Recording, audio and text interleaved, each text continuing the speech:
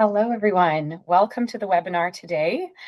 Thank you to those who have already introduced themselves in the chat and shared a little bit about themselves and where they're joining from. Those who are just joining now, please feel free to join the conversation and introduce yourself as you're comfortable in the chat. My name is Sarah Calvin. I am joining you from the Ontario Caregiver organization. I'll be your moderator today. And I'm speaking to you from the ancestral traditional territories of the Ojibwe, the Anishinaabe, and the Mississaugas of the New Credit.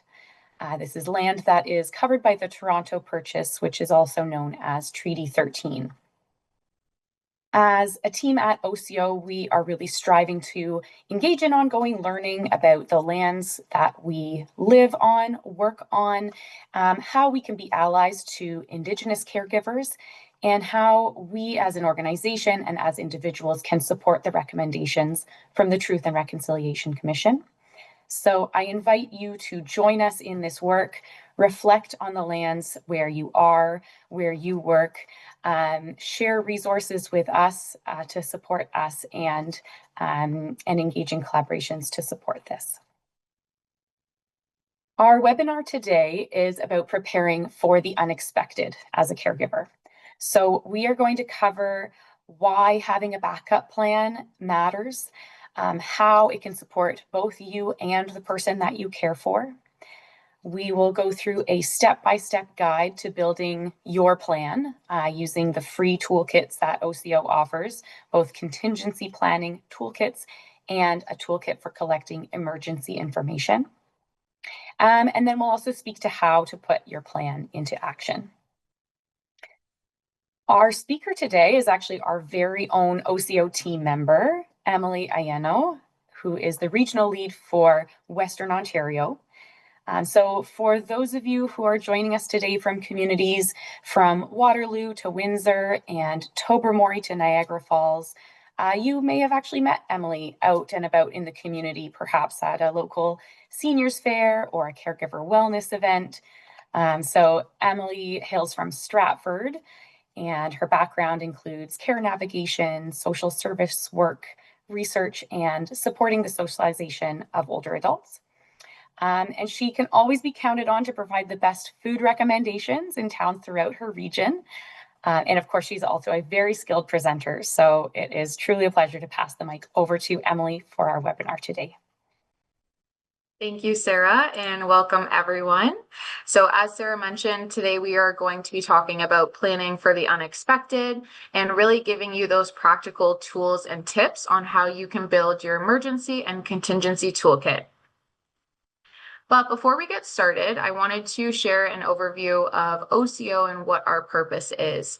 So OCO exists to improve the lives of ordinary people who are providing emotional or physical support to someone in their life. So you could be supporting a family member, neighbor, friend, perhaps a coworker. And the important thing to note is that you are not being paid for this role. At the OCO, we conduct our work in 4 different areas. The first is with free caregiver supports. So all of the programs, resources, and services that I will speak about today have all been co-designed with caregivers such as yourselves.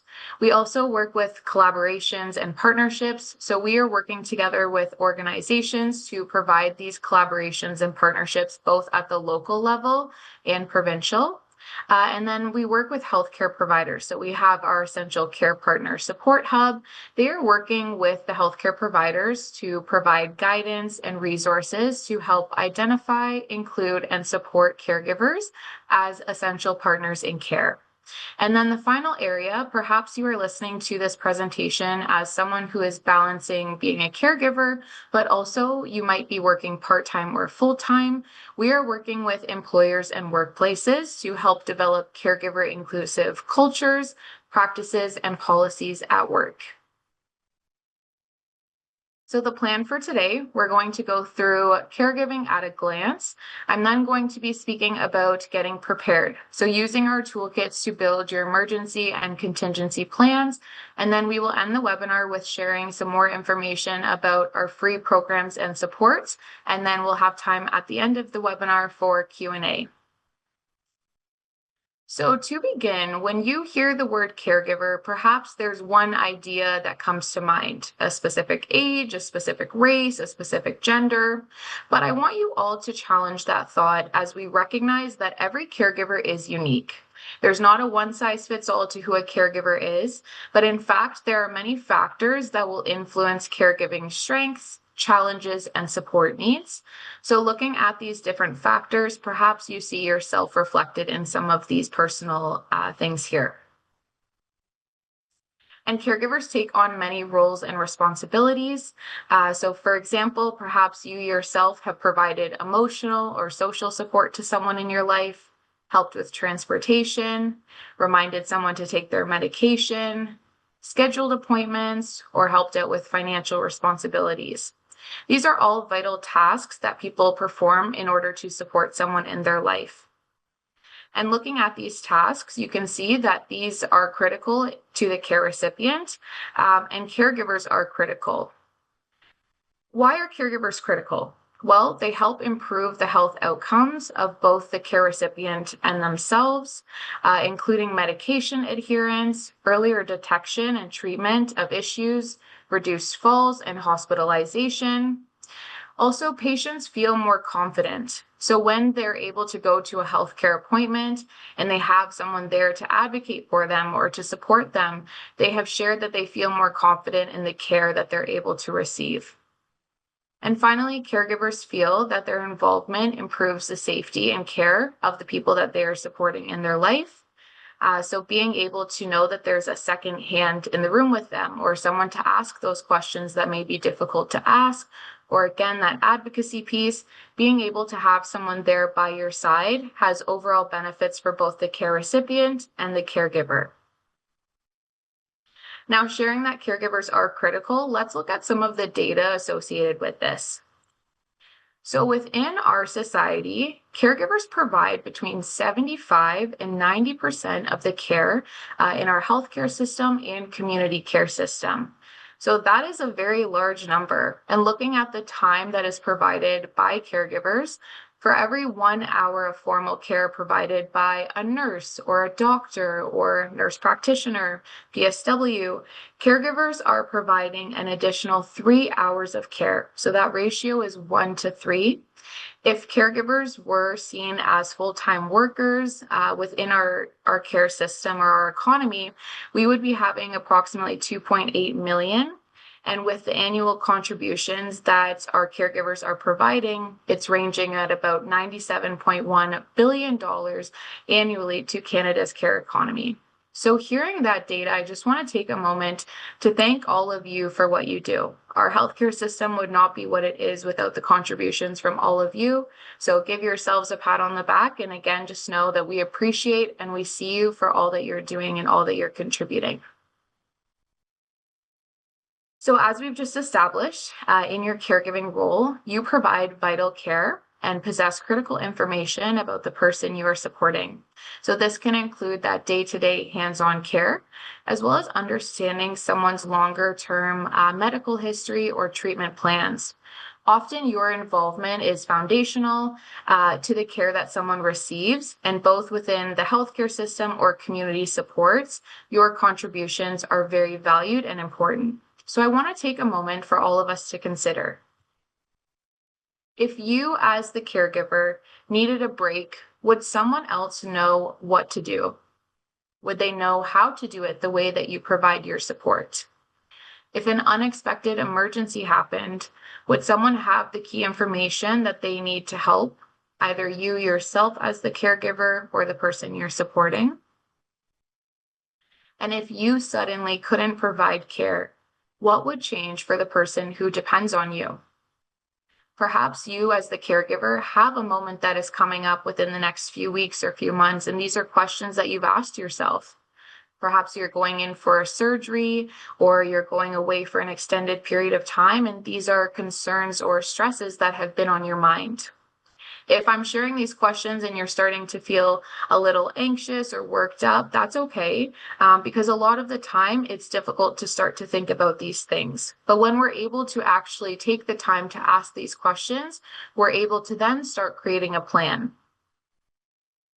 Now, why should you create a plan? Although we don't really want it to happen or we don't think that it may happen, life is unpredictable and changes can happen quickly. So, having clear information available in one place can make it easier and quicker to get help. It can help you as the caregiver. So, taking some of that stress off of your shoulders or giving some of that relief around knowing if something were to happen, there are plans that are already put in place. And you want to start creating these plans when you're in a good headspace, when you have that support that's already been established. You don't want to wait until the emergency happens to then start thinking, oh, I wish I had a plan or I should create a plan. It also helps the person you care for. Because if for some reason you're not around in the moment that they have an emergency, they also know that this information has been gathered and collected so that they can get the proper help as well. It also helps if you, as the caregiver, were experiencing the emergency. The person you care for will know exactly where to find the information about you. And then also emergency services. So the ambulance, hospital, doctors, if you have plans that are already put in place, let's say you bring it to an appointment with you, you don't have to repeat all of the same information, or perhaps if the ambulance services come to your home, this plan is already created and ready to hand off very smoothly. And then it brings you a sense of that peace of mind and more mental energy for self-care, knowing that you have already prepared ahead of time. So, who should be involved in these plans? The most important people are the caregivers, so you yourself being a part of this, the care recipient as well. So, when possible, you want to work alongside your care recipient as you plan ahead. You want to get their consent to share and document information, and you want to also give space for them to have their voice in the process. What kind of care do they want? What kind of consideration should be made? You want to ensure that they know where the documents and contact details are stored and where it can be found. And then you also want to get a signed copy and or ask for their consent and for that to be documented on their healthcare record to make sure that staff within your care facility are aware that you have consent in order to communicate on behalf of them or with them as well. You want to also include anyone that's listed as an emergency contact, a substitute decision maker, or POA. So if that is children who are involved, supporting an older adult, perhaps it's a neighbor who's involved or someone else, you want to make sure that they are involved in the planning process as well. And you want to be able to plan together as a group. So perhaps you set a date in your calendar where everyone's going to come together and you're going to work through these emergency and contingency planning toolkits together. Our toolkits can be helpful with providing contact information, medication history. I do want to note that our toolkits are not legal documents, but rather they can be used as a one piece of the overall planning method and be used as that handoff to share information with people in your circle. Other important planning tools include advanced care planning, power of attorney for personal care, creating your will, and then estate planning. And you can also use our 24/7 helpline to gain more information about these resources, and then also on our website directly. So, talking about emergency planning, no matter how much we try to plan ahead, emergency situations can happen to anyone. An emergency could involve a health concern, missing person incident, a fire, flood, or safety concerns. Now, these emergencies could be happening to the care recipient, they could be happening to you as the caregiver, or perhaps they're impacting both of you. If information can be provided clearly and in a timely fashion in an emergency, then it makes it easier to get help for everyone. So, what should be involved in this emergency planning? The first step is research and planning. So you want to research based on the condition of your care recipient, what are the needs and what are the supports that are available to both of you. So for example, again, our 24/7 helpline could help you with navigating local supports that are readily available to you. Other things to consider: is there shelter options? Is there supportive technology? If you're supporting someone who is living with dementia, maybe you want to look into some technology that could assist them if they experience wandering. Is there wellness check programs? After you do that initial research, you want to begin to create that plan. So you want to identify safety measures together in the event of different types of emergency situations, and you want to have emergency numbers visible in a place where first responders or your care recipient, perhaps a neighbor, would be able to easily access them. After the research and planning, you want to look into documentation and additional considerations. So creating a contingency plan, which is what we'll get into, and also filling out the emergency information form. So do you have an advanced care plan created? Do you have a POA that has been assigned or a substitute decision maker? And if not, these are the steps to take then to start getting those processes in place. And is the care recipient able to provide consent in planning? So these are all the questions to start asking yourself. When you're thinking about considerations, because an emergency might mean being unable to leave the home for several days, whether you're living in the house with the care recipient or perhaps they live on their own, you want to consider having the right amount of food, water, medication that could support the person in the event of an emergency. Asking yourself, do you have a first aid kit? Does my care recipient have a first aid kit at home? And then also understanding the community support services that could also help you prepare. So for example, if you were involved with a local community support and you have a counselor, you have a care coordinator, perhaps creating these plans is something that you would like to do with the assistance of those people. When it comes to our emergency information toolkit, this outlines basic personal information, health and wellness overviews, information about the condition or illness, communication tips, and then the information for the power of attorney and emergency contacts. Now, something that's really great about this toolkit is that, yes, it can be used to create the emergency information for your care recipient, but it can also be used to create one for yourself too. And our toolkits are available online. There are printable versions, PDF fillable versions, and then if you were interested as well, we could arrange for physical versions to be mailed to you as well.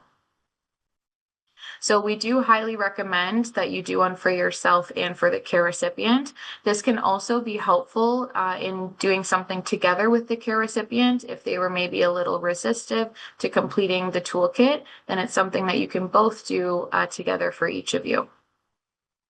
So these are some of the questions that are outlined within the toolkit. These are some sample pages that can show you what kind of information is captured. And these are probably pieces of information that you've shared many times with different healthcare providers. So it's great if you have it stored in one place and even perhaps bringing it with you to different appointments because it's already documented there. Continuing on, there's more information about people who are involved, so that power of attorney, typical modes of travel, your license plate, different helpful information again in the case of an emergency. And I want to touch on the personality and lifestyle section because I want to give the example, if you were supporting someone who's living with memory changes, or perhaps you're supporting someone who has had a stroke and there's important details about them. Maybe their first name is Jim, but they have a nickname, and they won't actually respond to their first name, but they'll respond to their nickname. This is the kind of information that you want to include in these personality and lifestyle traits. So their personality, the more detail that you're able to provide, the better. Again, because you know your care recipient better than most people, you want to be able to transfer that information as seamlessly as possible. So these are some of the questions that are asked within that.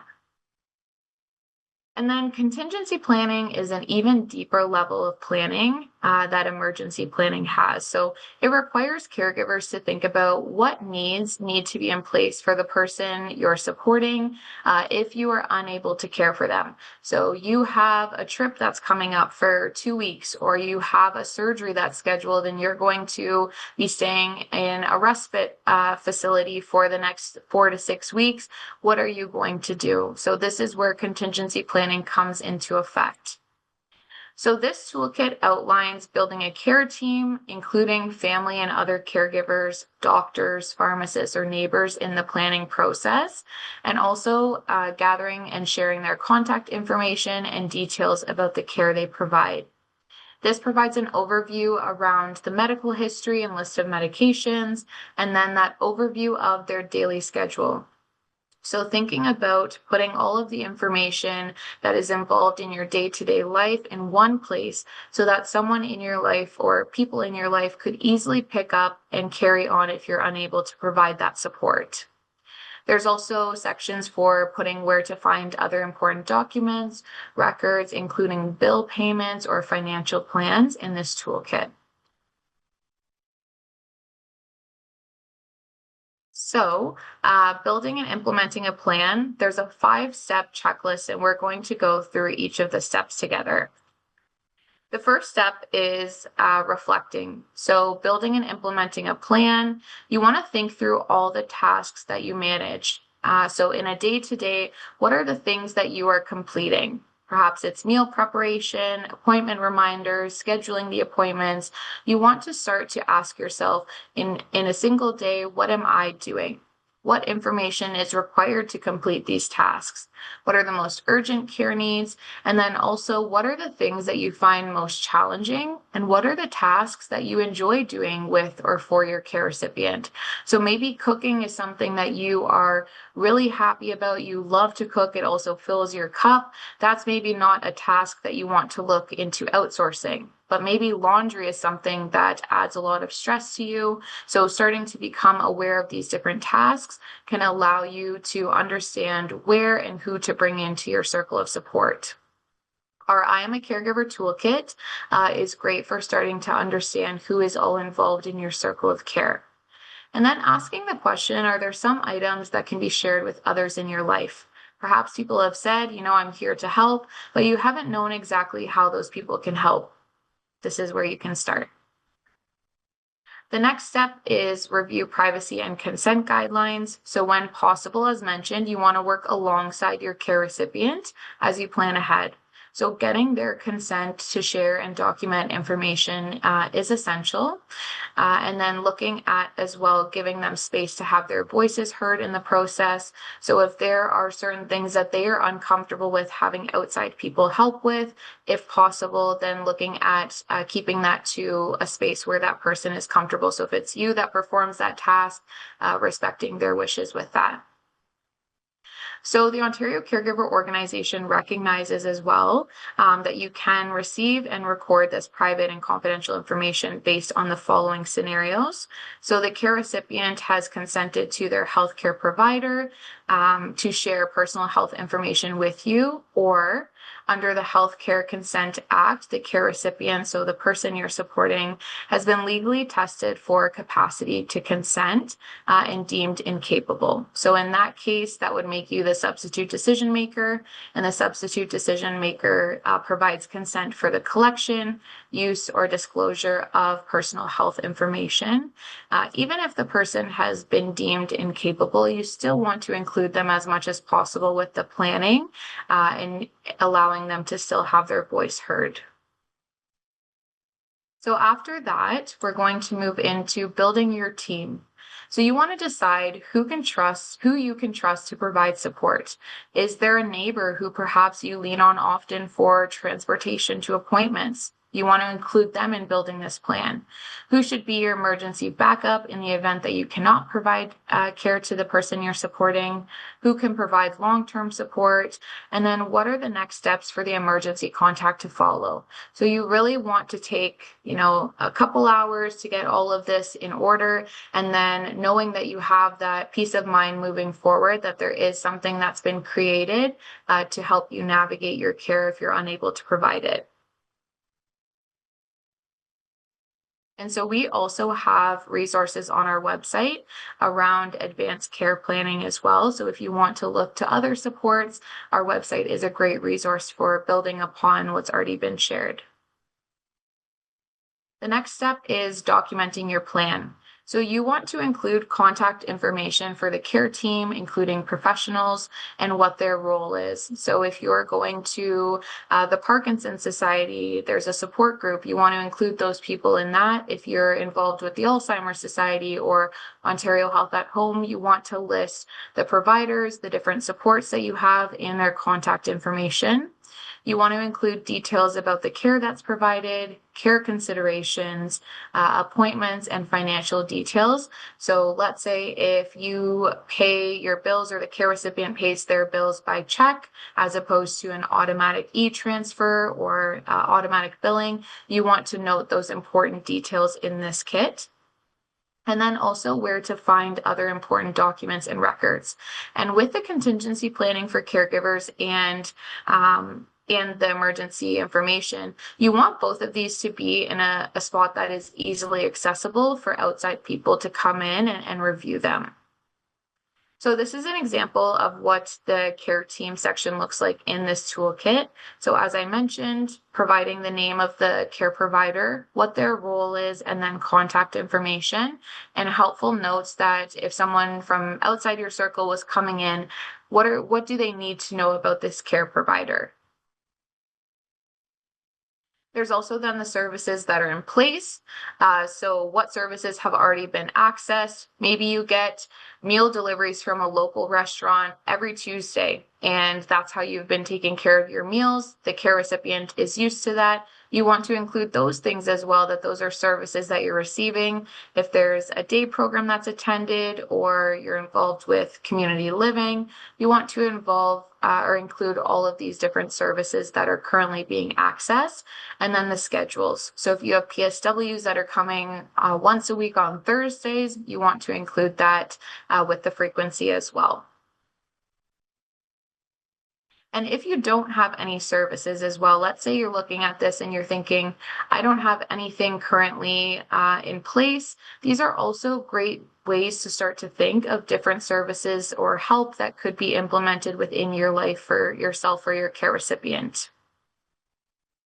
And then the final step is being able to stay connected with the team. So these are living documents. You want to be able to update these. So maybe there's someone, a child in your life, or again, a friend or a neighbor, and they're going to call you every year or every 6 months, and you're going to go through the information and make sure that everything is up to date. Has there been changes in your medication? Is there new service providers? Is there less services that you're receiving? You want to make sure that these toolkits are staying up to date with the most accurate information. That's again going to help your care recipient and you yourself. So you want to be able to keep everyone updated with regards to those major changes, and then you will determine how often you want to connect and plan ahead or revisit these toolkits. And then you want to also look into any other planning resources that could help you. So for example, at OCO, we have the Healthcare Journey Binder, and this is a useful tool to keep your care recipients' medical information up to date and all in one place. So it's a great resource to help you complete the contingency plan, but also including much more information. And again, this is available on our website as well. So thinking about our free programs and services, everything that I will speak about is free of charge, and there's not really, again, a one-size-fits-all to what support will look like. You as the caregiver will know what feels right for you, and you can try out multiple programs that we offer, or perhaps you want to just start by calling our helpline. So I'm going to share a little more about the free programs and services that we offer. The first thing being our monthly webinars. So as the webinar that you're attending right now, we host monthly webinars on a variety of topics related to the caregiving journey. So they might be related to specific health conditions or more general topics that can assist a caregiver on their journey, such as the one that we're having today. The nice thing about our webinars is that most of them are recorded. So if you're not able to access it at that specific time, you can still register. And then if it's available, you can get the recording afterwards. We also have a podcast. So if you are someone who, let's say you're working full time and on your drive to work, you love to listen to podcasts, our podcast is called Time to Talk, and it's available on Spotify, Apple Music, and YouTube as well. We have our toolkits and guides that will help you as the caregiver navigate different aspects of your journey. So we talked about emergency information. We spoke about contingency planning today. We also have our I Am a Caregiver toolkit. So that's where you're able to start to build your circle of support and really get that bird's eye view of who's involved in my care right now and who could I possibly look at involving. And then we have our e-newsletter. So we have newsletters for caregivers, but then we also have newsletters for providers as well. One of our newsletters that we have is our 90-second caregiver newsletter. And so that is a weekly newsletter that will provide updates around, what's happening at OCO and perhaps some reminders for you as the caregiver as well as you navigate the week ahead. And then thinking about our free programs and services. So we have a 24/7 helpline. This is available over the phone. We do have a live chat option as well from Monday to Friday, but this is meant to be a one-stop shop for you as the caregiver to gain access into local resources and programs for either the caregiver yourself or the care recipient. I do want to note that this is not a crisis line. It's meant to be that kind of information gathering space for you as a caregiver. However, if you were in crisis, then a warm transfer can be done to a crisis line. But when you hear that helpline, I want you to really think of it as a kind of point of contact for you to get connected to local supports. We have online support groups, and they are held on a monthly basis as well. We have support groups for young caregivers specifically, and then also caregivers who are general caregivers. The nice thing about these is that they are facilitated by caregivers themselves. So you're able to connect in a space where other people have that shared lived experience, and you can share comfortably knowing that other people can understand what you're going through. These are held virtually. And then we also offer one-to-one peer mentoring. So if you are a caregiver who provides, or who prefers one-to-one support as opposed to a group setting, you can join our peer mentor program. And so we will do our best to match you with a peer mentor similar to your experiences. So if you wanted to connect with another child who is supporting a parent or a parent who's supporting their child, you can include that in your self-referral, and then we will do our best on the back end to match you with a peer mentor who is in alignment with what you're looking for. The nice thing about the peer mentor program is that you're able to have regular scheduled phone calls on that one-to-one basis. So if you were trying to, get back into walking or doing things for yourself, maybe you schedule these one-to-one phone calls at the same time so you have that accountability and you're able to connect with someone. When caregivers are able to increase their connection, they're also able to then reduce their feelings of isolation. And you, as the caregiver, deserve to have support in that connection. Now, if you're thinking about, there's some boundaries that you want to set, or you want to work on communication tips or unpack some of those complex or difficult situations related to your caregiving journey, we have a caregiver coaching program. So this program allows you to work one-to-one with a caregiver coach, and you're able to really unpack some of those complex difficulties. You're also able to have that accountability and build that motivation of support. So being able to have someone follow up with you, did you call the doctor? Well, yes, I did. What happened? Or if you're wanting to create a plan for self-care, then you have someone who you can work through those situations with one-to-one, and then you have that accountability and follow-up. And then the last program I'm going to speak about is called Scale. So this is an 8-week program that we run 2 times a year, and it's aimed at nurturing the caregiver mental health and well-being. Each week is dedicated to a different theme associated with the caregiving journey. So all of us in this room today are coming from different lived experiences, but perhaps at one point we have all felt like, we're not doing enough, or asking ourselves the question, who are we outside of being a caregiver?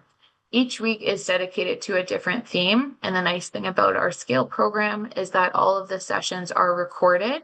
So if you're unable to make a Tuesday at 12 p.m., you can still register for the program and then get the recording afterwards. If you weren't able to make any of the recordings as well, it is available on our website, our previous sessions. So you can go back if after this presentation you're interested, you could go to our website directly and watch our previous sessions that we've had. So here's what caregivers are saying about their experiences with our programs. 86% have shared that they've experienced a helpful change in their outlook towards their caregiving role. 87% are more aware of tools and strategies to manage their own well-being while providing care to others. And then 80% have shared that they're able to better cope with challenging caregiver situations. So looking at all of the programs that I have shared today, again, you don't have to try all of them, but perhaps there's one program or one resource that has stuck out to you that you would like to start with. And if you wanted more support around understanding what might be a good fit for you, you're more than welcome to connect with someone from our team and we can get that aligned for you. So celebrating language and culture, we also recognize that caregivers across Ontario provide care in diverse languages and cultural communities. So many of our resources that I've spoken about and services are available in a variety of languages and cultural representations. So again, we would be happy to get you connected to them. If you as the caregiver, English is not your first language, or perhaps you have a different preferred language, you can always reach out to us and we can connect you with whatever resources that we have available with that. And with that being said, that concludes the presentation. So I will pass it back to Sarah. Thank you, everyone. Thank you so much, Emily.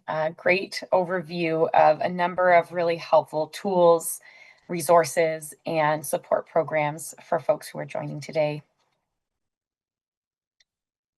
So we are going to move into our Q&A period. I'll invite anyone who's in the audience to pop your questions in the chat box, and I can pose them to Emily during the Q&A, or we can follow up after the fact if any of your questions did not get answered today. To get things started, I know we shared so many great resources. So for folks who are really getting started with this, which resource should they pick up first? How should they start on this journey? That's a great question. And I think a lot of people wonder the same thing. And if you're just kind of getting introduced to OCO, or perhaps you're just starting your journey of getting support within your caregiving role, I think our helpline would be a great starting point because you can kind of explain your situation, what you're looking for, and then our helpline is able to connect you with those local supports. So let's say you live in Hamilton and you are a caregiver, you're wanting to go to a support group, but you don't know that the VON Hamilton has these opportunities. Our helpline would be able to point you in the direction of those community supports, or perhaps the OCO support group. So it's nice because, caregivers, we all want support, but sometimes the hardest thing is knowing, where do I start?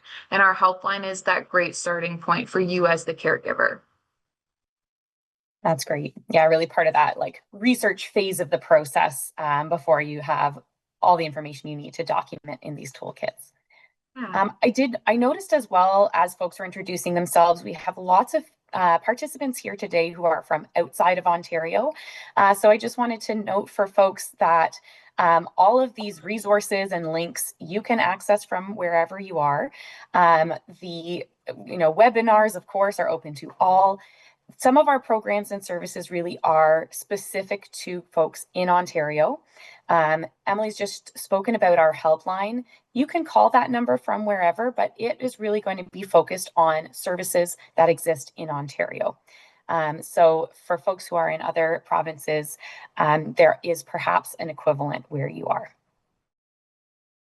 I also noticed, folks in the chat, there were quite a few people who shared that they are solo caregiving. And one participant shared that they don't really have many other people in their circle of support. And we're wondering, do we have any creative ideas about how to build that circle of support when, in their case, their family consists of themselves, another member who lives a few hours away, and they need to provide this critical care. So any kind of creative thoughts about building that circle of support?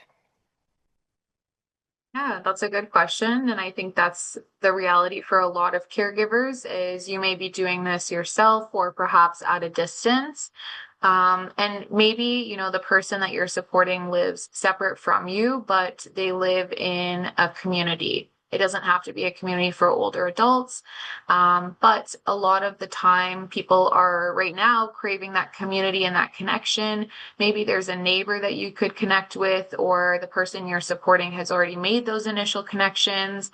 And then also looking at any healthcare providers that you do have support from currently. So if it's the care recipient's family doctor, or perhaps it's, they're involved with Ontario Health at Home, talking to those providers around, are there other supports that could be added into your care plan that maybe you didn't know about?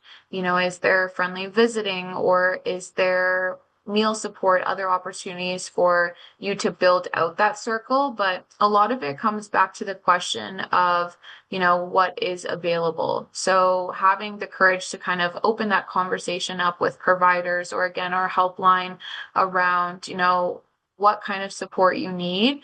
And then also you as the caregiver. So, maybe opening up the conversation with people in your life. Maybe they're not helping with the care specifically, but they're that friend that you're able to rely on at the end of a busy day or a hard day. Just having supports for yourself too is really important. And yeah, looking into, maybe it's a peer mentor program that OCO offers, or a condition specific peer mentor program if it's Parkinson's, dementia.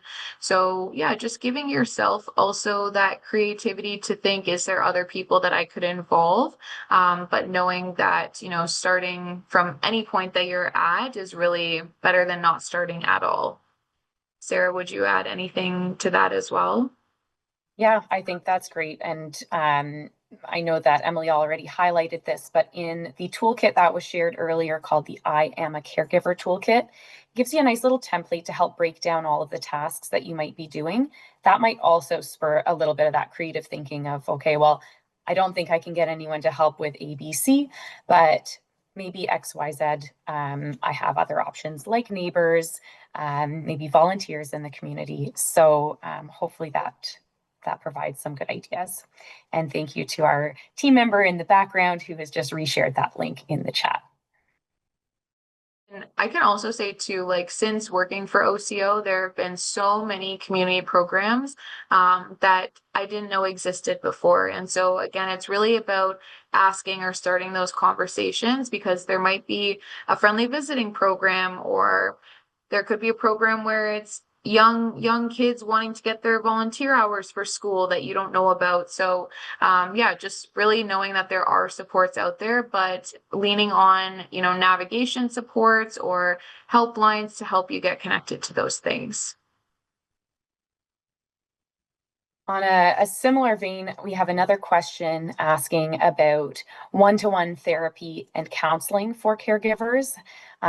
So we've already spoken to our coaching and scale program, but this person is really interested in knowing a little bit more about the therapy and counseling side and how to access supports in that respect.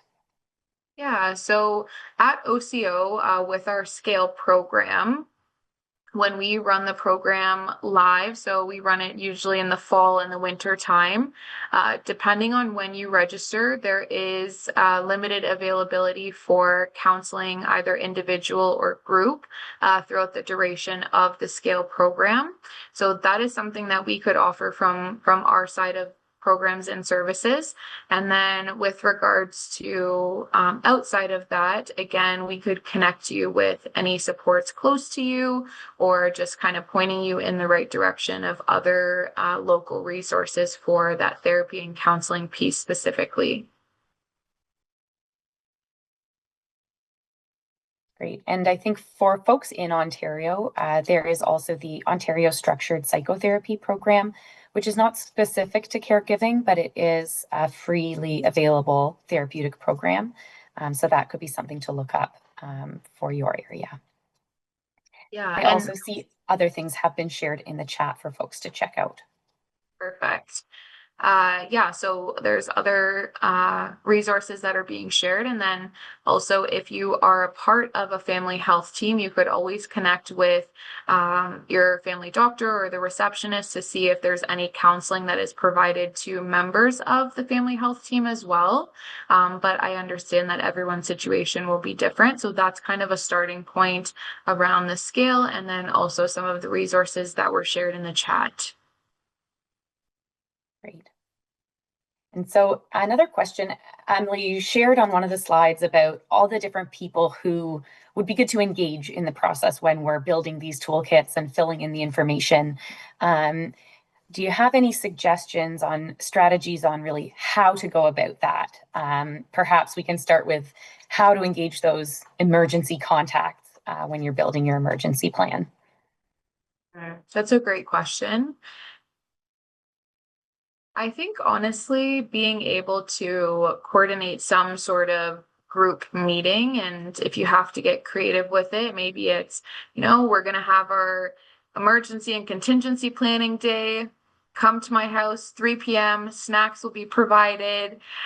Being able to have people come together and really engage in that dialogue or that communication. If you were wanting to involve, let's say you're connected with the Alzheimer's Society and you have a family counselor there, maybe it's about coordinating with them for them to host a family planning session. And you have a one-to-one meeting with them coming up, but you want to use that time for your neighbor, your children, anyone else involved in the care to come together. If there's a healthcare provider, can they Zoom in or can they connect in by the phone? And being able to all be in the same space together to work through this, because it can feel a little overwhelming at the start, thinking of, oh my gosh, I have to get all of this information together. But think about, if you're taking a couple of hours now, how much stress will kind of be off of your shoulders, or how much relief you'll have knowing that this plan is created in the event that an emergency happens, or in the event that you're unable to provide care for an extended period of time. So I would suggest, leaning on the supports that you have.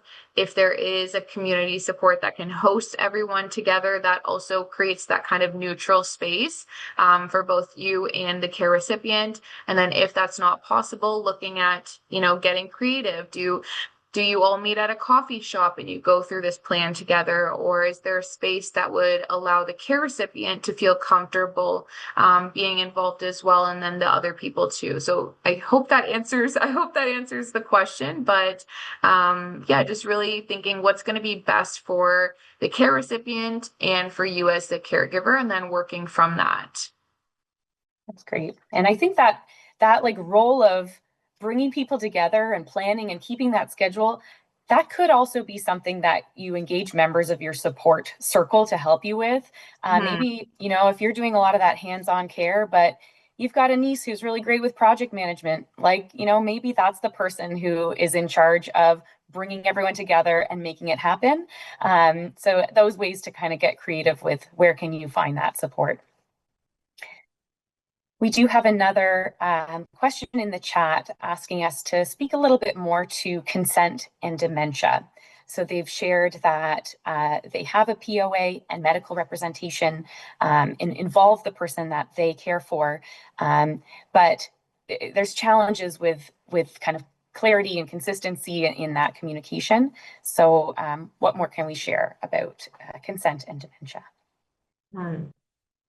So on our website, we do have resources related to that power of attorney and consent piece.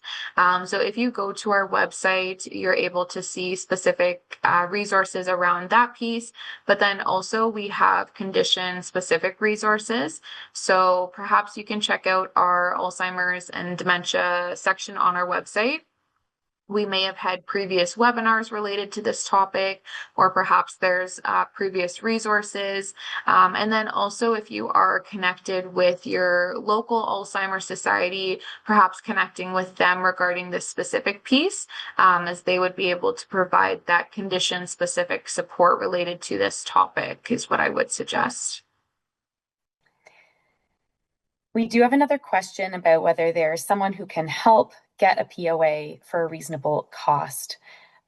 So I think our best answer is probably to call our helpline to talk through what services you have, what you're looking for, and what exists in your community. But I will let Emily chime in if you've got anything else to add. Yeah, I would also suggest that. So Sarah covered that one really well. And thinking of the helpline as kind of that first starting point for getting information or getting those next steps is how I would summarize kind of what the helpline is being used for. Great. Another question about supporting a husband who is feeling very lonely. And what role can this caregiver play in helping to find friends or build a bit more of a social network for their care recipient? Yeah, that is a great question.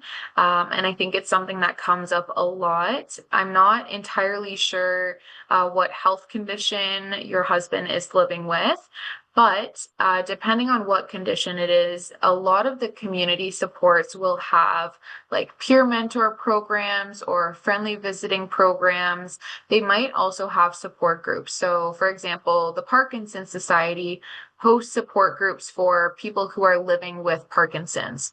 And maybe your husband is feeling that loneliness because the health condition has impacted their quality of life or their ability to do certain things. So being able to connect them with people who also have that lived experience is important for caregivers, but also for the care recipient to have those social supports and social connection.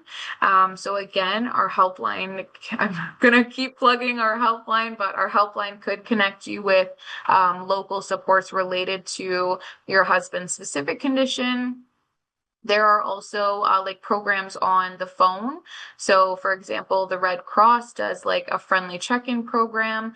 Maybe, your husband just wants someone to talk to daily or to have those friendly connections. And then also looking into any specific, community resources. Is there activities that your husband still enjoys engaging in? Maybe there's something local to you that can be done or that could be modified in order to support your husband with that loneliness, but it is a very valid concern, and it deserves to be addressed. So even you asking those questions is great and shows the advocacy that you have as a caregiver for the person that you're supporting.